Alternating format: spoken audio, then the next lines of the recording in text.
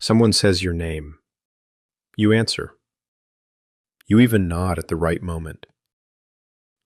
And later, if they asked you to repeat back what they actually said, you couldn't. Because you were there. Your body was there. You were somewhere else.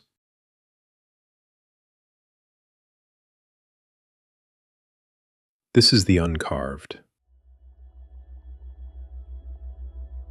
Most people would call that distraction, a small failure of attention, something to apologize for and move past. It isn't small. And it isn't really about attention. It's about where you decided, without ever deciding, without ever noticing there was a decision to make, that your mind needed to be standing guard.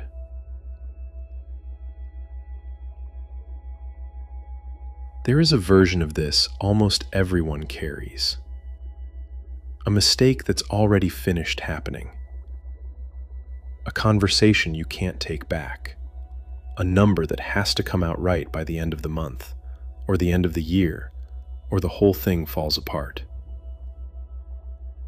And somewhere underneath the specifics, a quiet, reasonable-sounding voice that says, if I keep thinking about this, I am doing something about it. That voice is not lying to you out of malice. It's lying to you because it's confused about what thinking is for.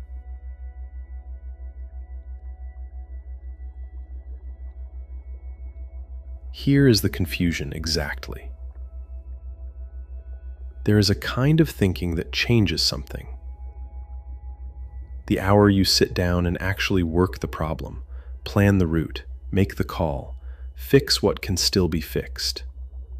And there is a kind of thinking that only feels like that. The mistake you've already made, replayed for the 9th time today, does not become less made. The outcome that depends on next quarter, turned over again at a dinner table where nobody asked about it, does not arrive one day sooner. The rehearsal isn't preparation. It's just weight, carried into rooms that had nothing to do with it. And the strange part is that it feels like responsibility. It feels like the opposite of neglect. You'd swear, in the moment, that thinking hard about the thing that matters is how you prove it matters.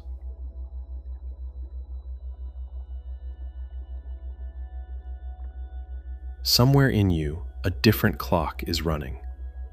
A gesture from someone across the table. A question asked once, in a particular tone, that will not be asked in exactly that tone again. A short window where a person you love is actually reachable. Not performing, not guarded, just there, offering something small and real. That window doesn't wait for the ledger in your head to close. It opens, and it closes. And whether you were in it or 12 minutes into the past, rehearsing a mistake, or 3 weeks into the future, defending a number that isn't due yet, that is decided by where you put your head in that exact minute, without ever calling it a decision.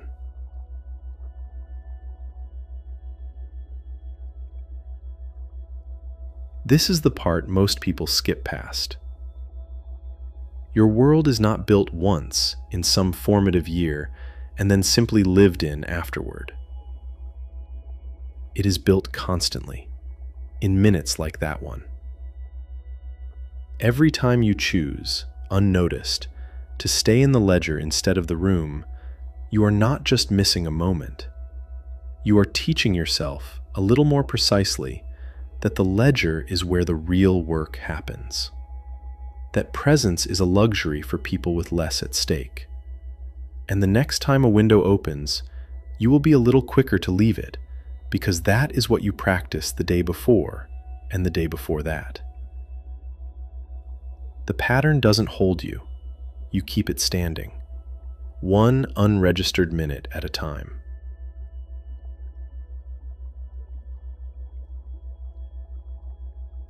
There's a moment in an old novel set in feudal Japan that has nothing to do with productivity or business, and everything to do with this. A woman speaks to a man who has spent the evening somewhere else entirely. In a fear that hasn't happened yet, months away, about a village and a deadline neither of them can control by sitting with it. And she tells him plainly to leave the problems of God to God and karma to karma. Not as a dismissal, as an accounting. Today, she says, is already decided. Nothing he does in this exact hour will change the shape of it. But the sunset in front of them, that exists. It is real, it is happening, and in the entire history of everything that will ever happen, it will occur exactly once. Tomorrow, she tells him, does not exist yet. There is only this. Lose yourself in it, she says, and stop carrying karma that was never yours to carry. Not yours, not hers, not the whole village's.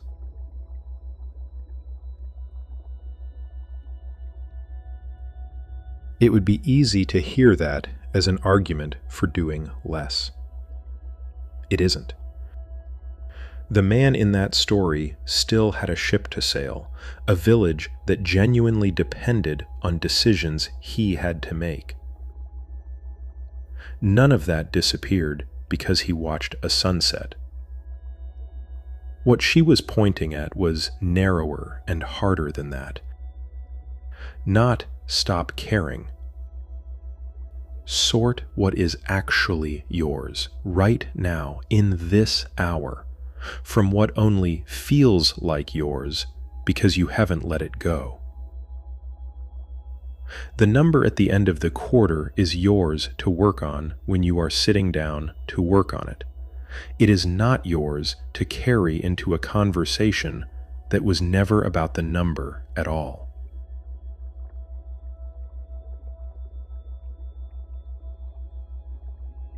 The Tao Te Ching has a line about this exact confusion in its 29th chapter.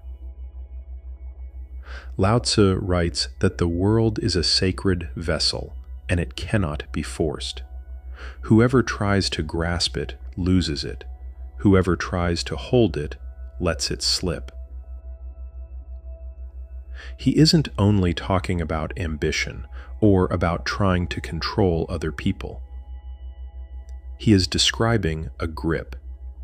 The tighter your hand closes around something, a fear, an outcome, a mistake you're trying to undo through sheer repetition of thought, the less of anything else that hand is free to hold. You cannot squeeze a future into arriving faster. You can only close your hand around it so completely that everything else slips out from between your fingers while you're not looking.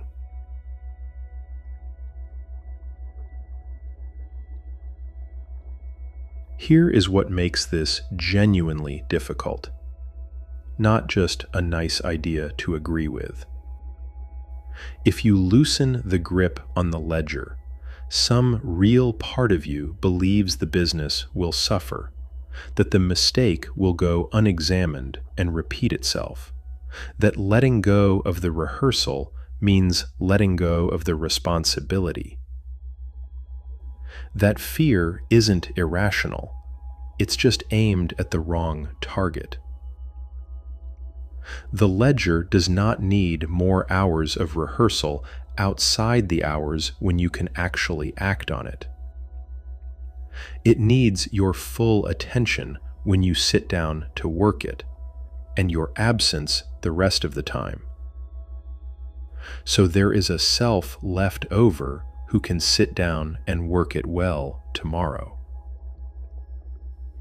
What burns you out is rarely the work itself. It's the work running in the background, unpaid, during every hour that was never meant to hold it.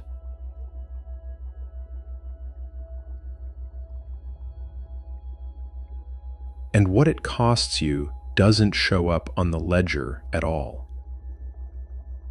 It shows up as a gesture you didn't see, a question you answered without hearing, a window that opened and closed while you were somewhere that felt more urgent and mattered less.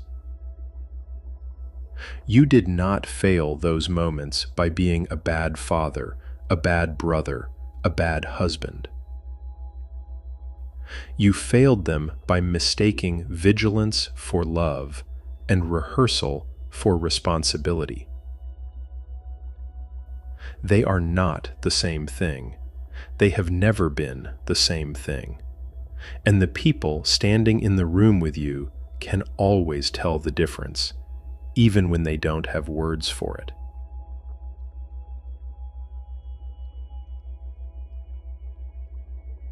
This is the practice, and it is not a technique for sitting still. It happens in motion, inside the exact minute it's needed.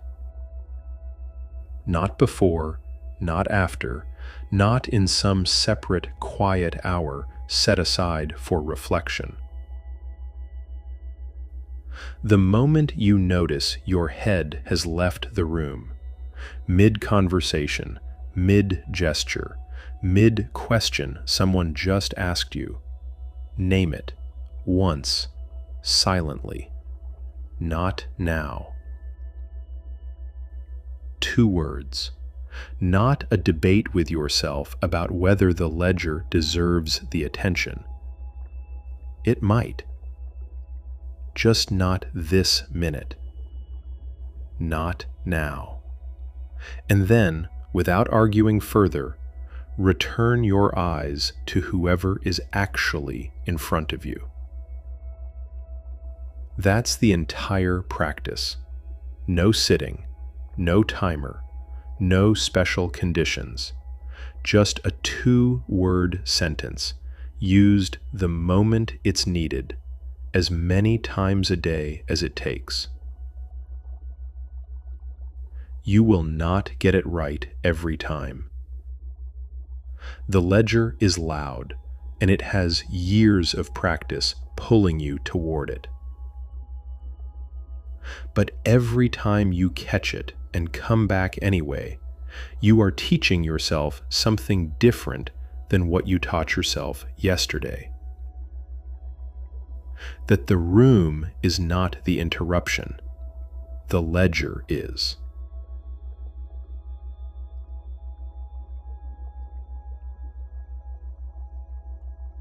Today, just for today, let the world run itself. Let God manage what is God's.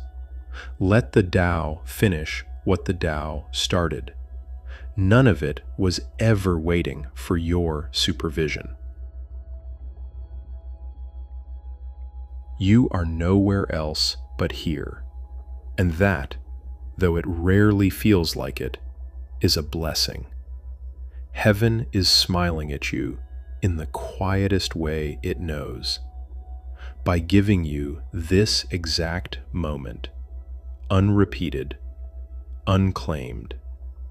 So take a minute, not for productivity, not for progress, for yourself. Find the sunset, tonight, wherever you are, and watch it with full awareness of what it actually is. Because this particular sky, this precise arrangement of light and color has never existed before. And when it fades, it will never exist again. Not tomorrow, not in 1,000 years, not until the end of time. You are witnessing something the universe will only do once.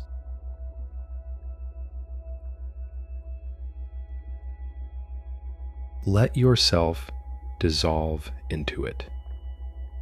Become one with that sunset, the way you are already one with everything that exists. You have simply been too busy to notice. And for that 1 minute, release the question of what you or I or anyone else is supposed to do. The world can wait. It was never yours to carry anyway.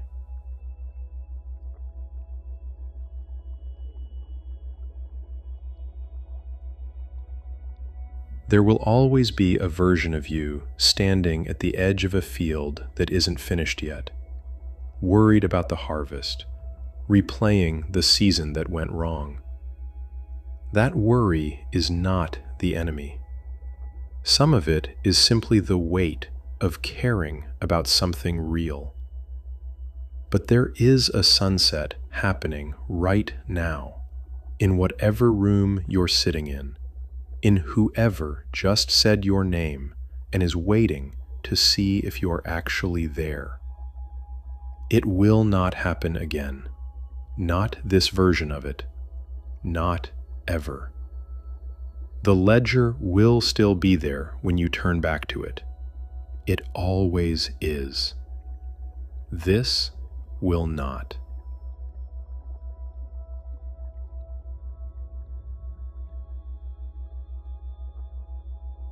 Until next time, move slowly. That is enough.